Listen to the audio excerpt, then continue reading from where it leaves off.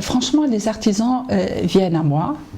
Je fais des réunions, je vois ce qu'ils ont, ce qu'ils produisent avec leur collaboration, on crée des modèles que eux ou elles brodent et que j'assemble moi avec mes idées de modernité. Parfois, pour l'assemblage, c'est pas difficile. C'est en une semaine, on assemble. Quand la broderie est prête. Mais les broderies sont longues à faire. Parfois, ça dure 1 mois, parfois 3 mois, parfois. Donc, une fois que les broderies sont réalisées, là, on les met sur les tissus modernes, là, soit des chantons de soie, soit des mousselines, soit du... Et moi, je n'utilise pas beaucoup les matières haïk et tout ce qui est... Par contre, j'utilise beaucoup le chantou comme تاع الأسواق نتاعنا اللي هو نشريه من عند quelqu'un de Mahdia qui s'appelle Larousse et qui exporte aux États-Unis, en France. Il a beaucoup de succès. Il fait le chantou tunisien, fait avec les méthodes anciennes,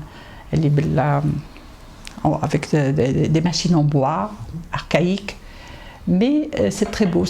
Donc on met ces broderies anciennes sur ces tissus qui sont donc tunisiens et faits chez nous, et après on fait des coupes tout à fait modernes, originales, avec des recherches.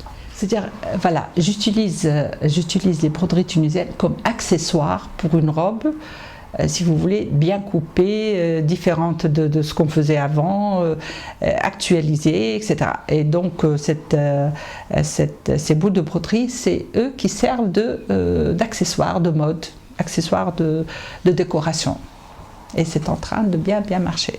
Ce que je sais, c'est que j'ai fait beaucoup de défilés en Europe et j'ai présenté donc des collections inspirées de l'artisanat tunisien. Ça a beaucoup plu et les étrangères ont acheté, que ce soit dans les pays du Golfe ou que ce soit en Allemagne.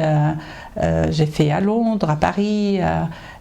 Les gens ont beaucoup aimé et ont acheté. Maintenant, on n'est pas... il n'y a pas une équipe, un syndicat de la haute couture pour faire des efforts encore plus grands. Si on pouvait s'unir, on pourrait lancer cette mode tunisienne ailleurs, mais chacun tout seul n'arrive pas tout seul, parce que chacun s'occupe de sa propre boîte et de son développement. Mais s'il y avait un syndicat, je pense, moi je participerais pour que la mode tunisienne soit exportée encore plus loin et en grande quantité.